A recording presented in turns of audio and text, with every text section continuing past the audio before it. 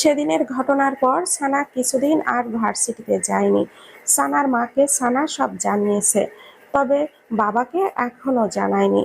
কারণ বাবা জানলে তো সরাসরি আইনি ব্যবস্থা নেবেন।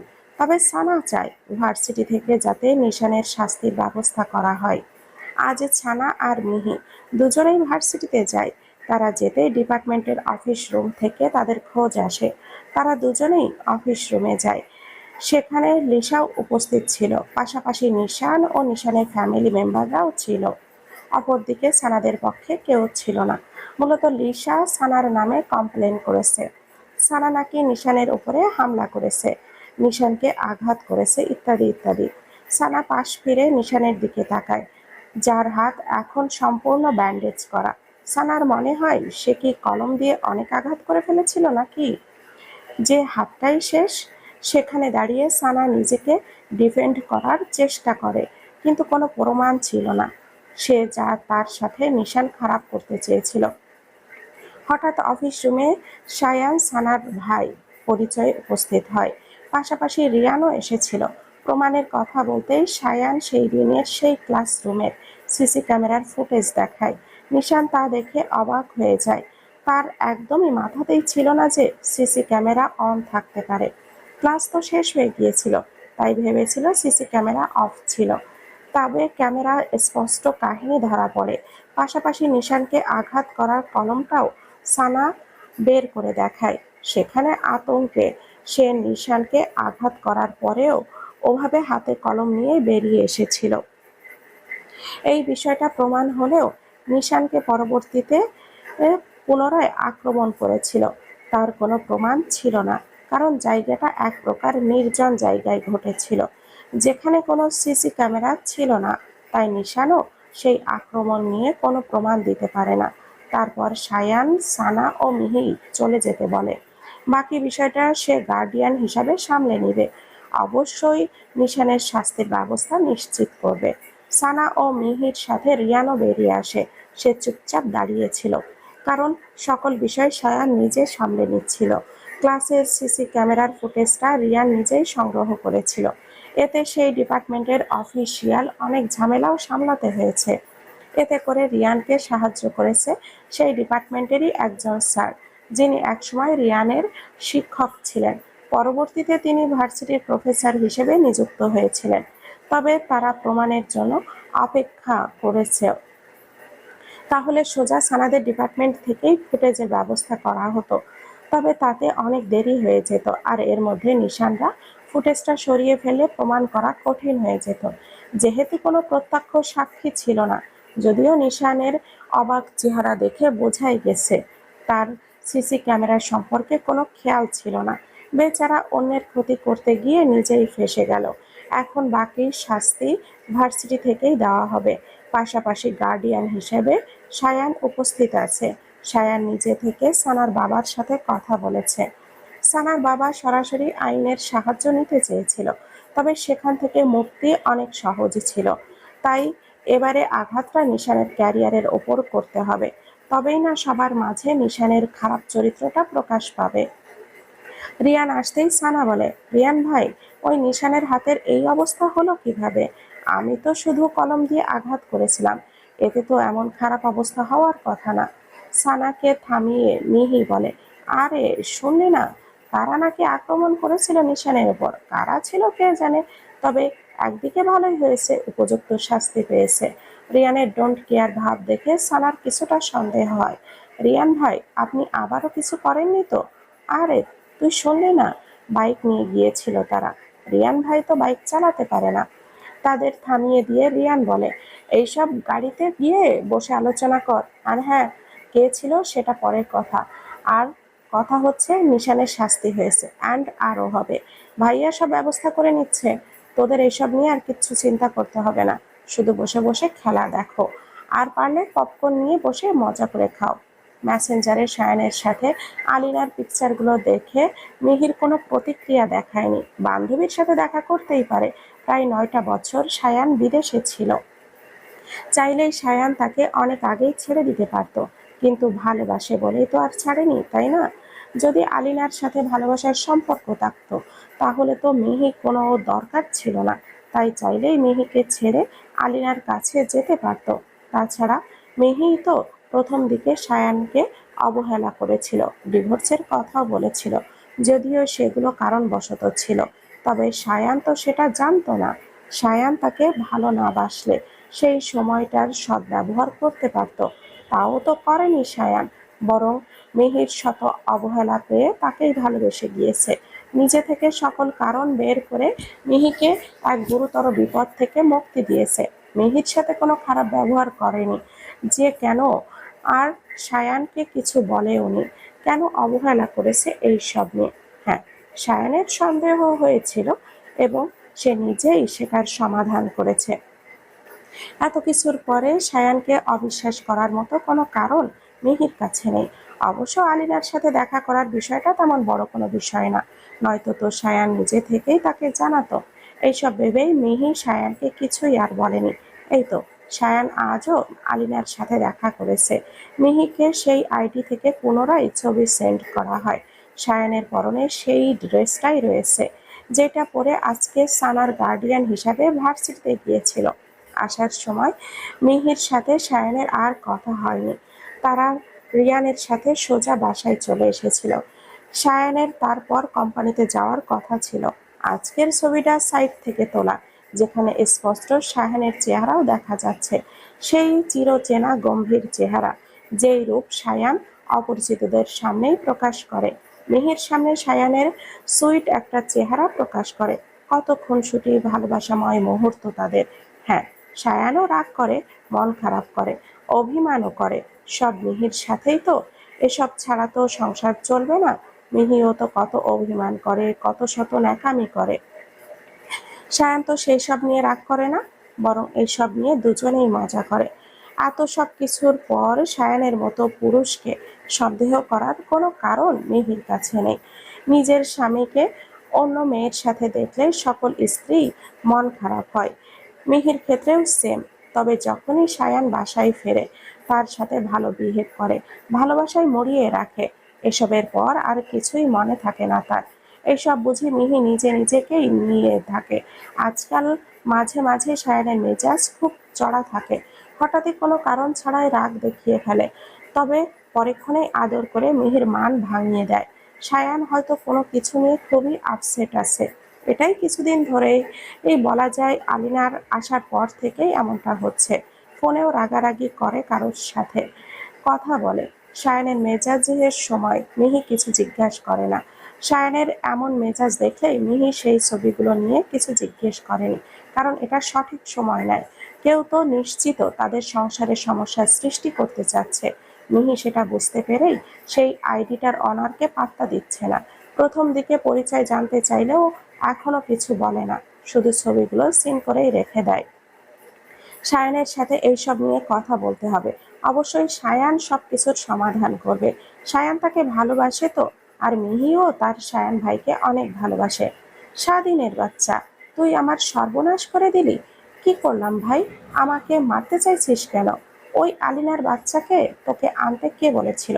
আমি তো আলিনাকে এনেছি, বাচ্চাকে তো না। স্বাধীনের ভোলা ভালা চেহারার এমন কথা শুনে সায়ানও রেগে যায়। রেগে গিয়ে পিঠে একটা চাপ্পড় বসিয়ে দেয়। স্বাধীন ব্যথায় পিঠ বাঁকিয়ে নিয়ে বলে, আমাকে মারছিস কেন? আমি কি যেচে পড়ে এনেছি নাকি? নিজে থেকে তো নেচে নেচে চলে এসেছে। আমি তো শুধু তোর ঠিকানাই দিয়েছিলাম। এটাই তোর বড় ভুল ছিল হাদারাম। আমার জীবনটা তেজপাতা করে দিচ্ছে। আজকে আঙ্কেল ফোন দিয়ে বলেছে যাতে আলিনাকে দেশে পাঠিয়ে দেই। আমি কিভাবে পাঠাবো? নিজেই তো যেতে চাচ্ছে না। আমার কোনো দোষ নেই ভাই, আমাকে ছাইড়া দে। নো ছাড়াছাড়ি। নিজে ঝামেলা নিয়ে আসছিস, নিজেই ফেরত দিয়ে আসবি। ভাই, আমার নতুন চাকরি, এখন ছুটি পাবো না রে। আমি কেমনে কি করব বল? সায়ান কপালে হাত দিয়ে বসে পড়ে। এই ঝামেলাকে দেশে ফেরত দিয়ে আসার জন্যই স্বাধীনকে ডেকে আনলো। এখন বলতেছে তার সময় হবে না। নেহাতি আলিনা এক সময় তার অনেক উপকার করেছিল, তাই তো সে এতটা অকৃতজ্ঞের মতো কাজ করতে পারছে না। মেয়েটা তাকে সব দিক দিয়েই চেপে রেখেছে, তাই তো আজকাল নিজের মেজাজটা ধরে রাখতে পারছে না, হুটহাট রেগে যাচ্ছে। এইসব ফালতু ঝামেলা আর ভালো লাগে না। মিহি, এই মিহি, রুমে আসো। সায়ানের এহেন চিৎকারে মিহি দৌড়ে আসে। কি হয়েছে, কি কোনো দরকার? কাছে আসো। মিহি একটু কাছে যেতেই সায়ান মিহিকে টেনে নিজের কোলে বসিয়ে দেয়। তোমাকে অনেক মিস করছিলাম, প্রতিদিনই একসাথে আসি, তারপরও কিসের মিস করা? ও তুমি বুঝবে না। এমন কথাতেই মিহি কিছুটা ভুরু কুঁচকে বলে, শুনেছি স্বামীরা কোনো ভুল করলে স্ত্রীর সাথে ভালো ব্যবহার করা শুরু করে, যাতে পরবর্তীতে নিজের দোষটা ঢাকা যায়। আপনিও কি কোনো ভুল করে এসেছেন নাকি? তবে মিহির কথায় সায়ান কোনো রকম রিয়াকশন দেয় না, উল্টো পেছন থেকে মিহির ঘাড়ে মুখ গুজে স্বাভাবিক কণ্ঠেই বলে, আমি আবার কি ভুল করব? ভুল না করলে হঠাৎ এত ভালোবাসা দেখাচ্ছেন যে? আমি তো এমনিও তোকে অনেক ভালোবাসি, এই নিয়ে কি তোর সন্দেহ আছে? তাহলে হঠাৎ এত সুন্দর করে তুমি করে বলছেন কেন? আচ্ছা, আজ ইচ্ছে হলো বলতে। তাছাড়া তুমি হয়তো আগে খেয়াল করনি, আমি মাঝে মাঝে তুমি বলেই ডাকি তোমায়। আপনার মুখে কেন যেন তুমি বলাটা মানাচ্ছে না, ঠিক যেমন তোর মুখে ভাই বলাটা মানায় না। ওইটা তো আমার অভ্যাস হয়ে গেছে। বদ অভ্যাস বল। আমি চাই না আমার সন্তানরা আমায় মামা বলে ডাকুক। আজব, তারা আপনায় মামা বলবে কেন?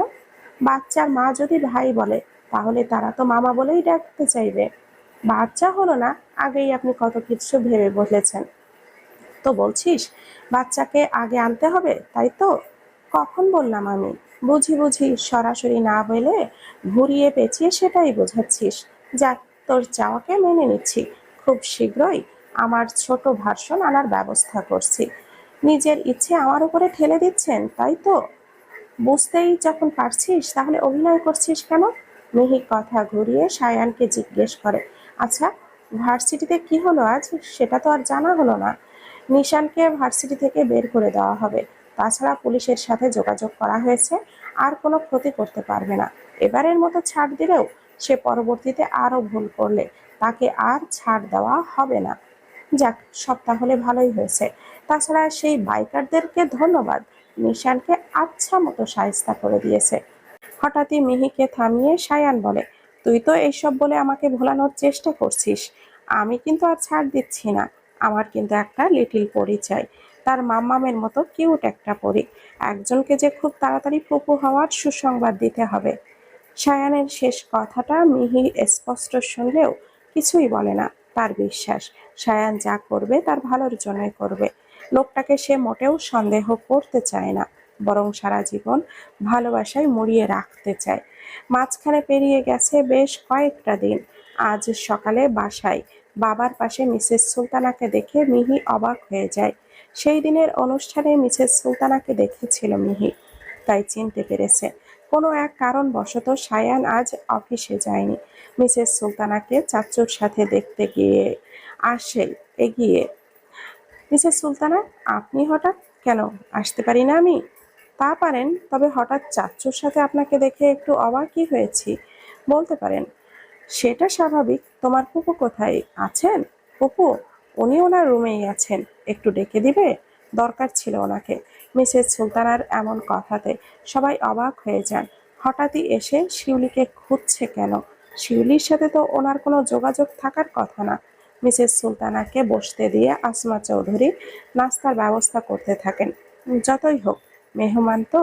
মিহি নিজেও আসমা চৌধুরীর সাথে রান্নাঘরে আছে। তবে একটু তো খটকা লাগছেই। বাবার সাথে মিসেস সুলতানার কি সম্পর্ক থাকতে পারে? মিসেস সুলতানাকে নাস্তা পানি দিয়ে বেশ সমাদর করা হয়।